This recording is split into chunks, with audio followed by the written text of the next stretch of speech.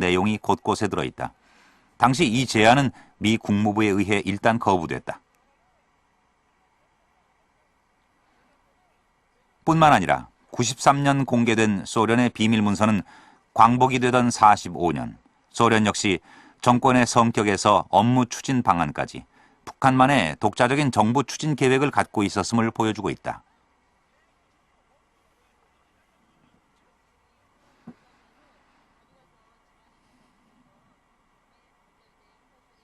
이렇게 조선의 반이라도 선점하려는 미국과 소련의 행동을 규제한 것은 다름 아닌 삼상회의의 결정이었다.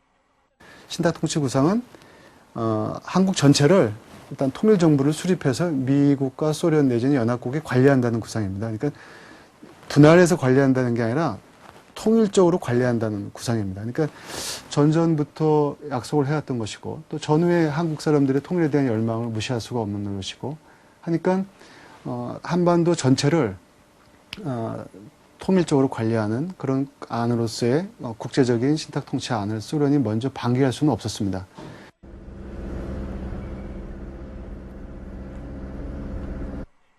(46년 3월) 덕수궁에선 1차 미소 공동위원회가 열린다. 모스크바 삼상회의 결정에 따라 조선의 통일 임시정부 구성을 논의한 소중한 자리였다. 미소 공동위원회 환영 민주주의 임시정부 수립 촉성 시민대회가 4월 11일 서울운동장에서 열렸다. 여운형은 미소 공의가 통일로 가는 지름길이라고 보았다.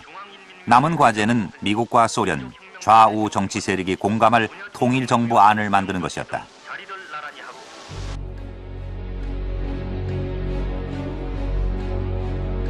지정학상으로도 남방 세력이자 해안 세력인 자본주의 맹주인 미국, 북방 세력이자 대륙 세력인 사회주의의 사령탑 소련이 접합하고 있다. 때문에 자주 국가 건설과 유지 발전은 조선의 역사가 증명하는 바와 같이 좌우 협력에서만 가능하다.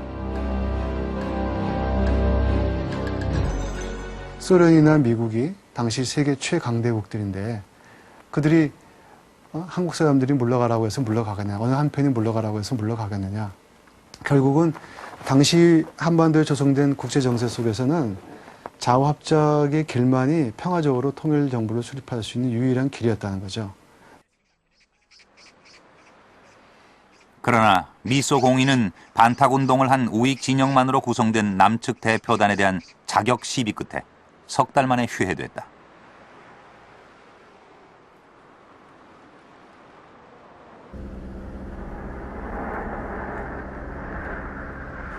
뿐만 아니라 미소 공의가 휴회되자 6월 곧바로 이승만의 정읍 발언이 나온다.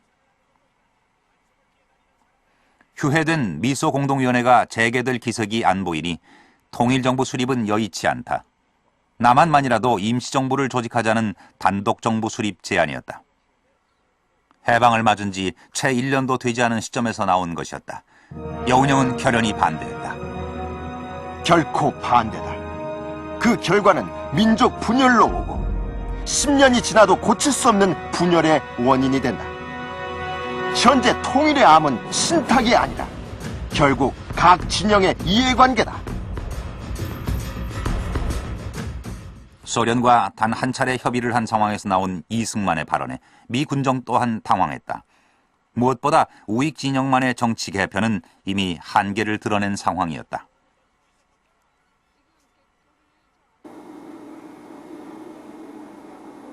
로빈슨은 45년 말까지 미 군정의 지지가 이승만과 임정에 있었다고 기록하고 있다. 그러나 미 군정에 대한 대중들의 지지는 최악의 상황이었다. U.S. military aircraft. A political directive came in from the State Department in Washington.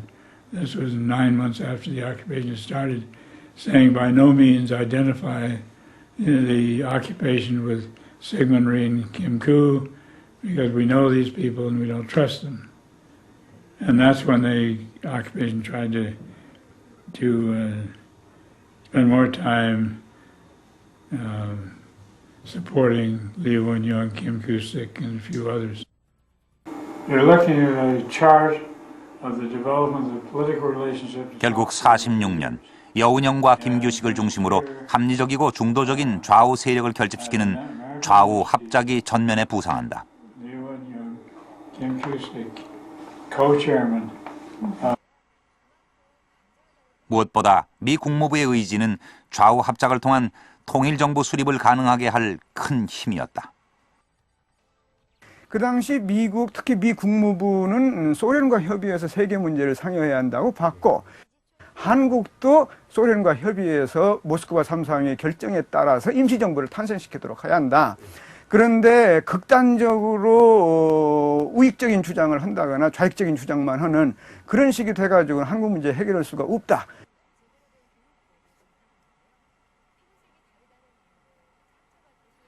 (46년 4월) 국내 좌파 세력들이 개최한 루즈벨트의 추도식. 그 속에 조선 공산당 당수 박헌영이 보인다.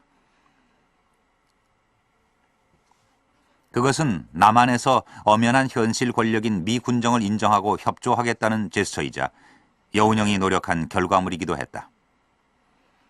본격적으로 추진될 좌우 합작 과정에서 한 사람이라도 더 많은 이들이 참여해야 한다는 것이 여운형의 생각이었다.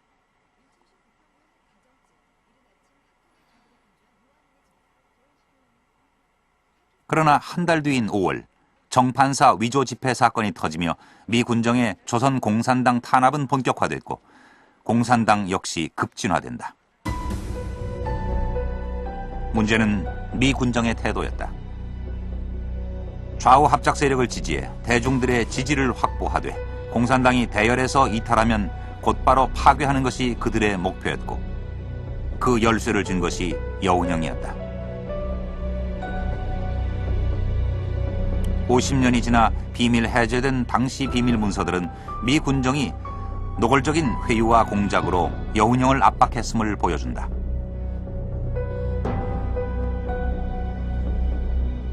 (46년 5월) 여운형이 이끌던 인민당 일부가 탈당한 것도 미 군정의 공작이었다. 미 군정이 원한 것은 여운형과 공산당의 단절이었다.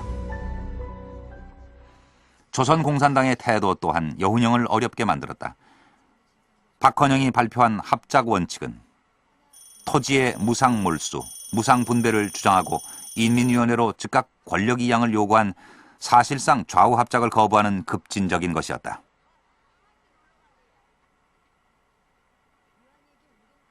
그것은 여운형도 받아들일 수 없는 원칙이었다. 여운형은 명백한 반대 의사를 밝히고 박헌영을 설득했다. 그가 공산당의 손을 놓는 순간이 공산당과 미 군정의 전면전을 의미했다. 여운형과 미 군정은 서로 다른 속셈을 갖고 있었다. 여운형에게 있어 미 군정은 좌우 합작을 위해 피할 수 없는 현실이었고 미 군정에 있어 여운형은 상황에 따라 이용할 수 있는 수단이었다.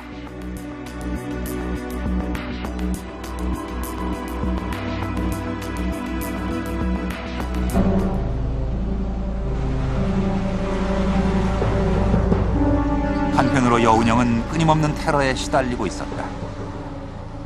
46년 7월 여운형은 괴 청년들에게 납치돼 신당동 야산으로 끌려간다.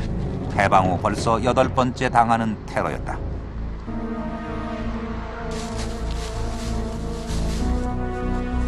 청년들은 백지 위임장을 요구한 뒤 여운형을 살해하려 했다.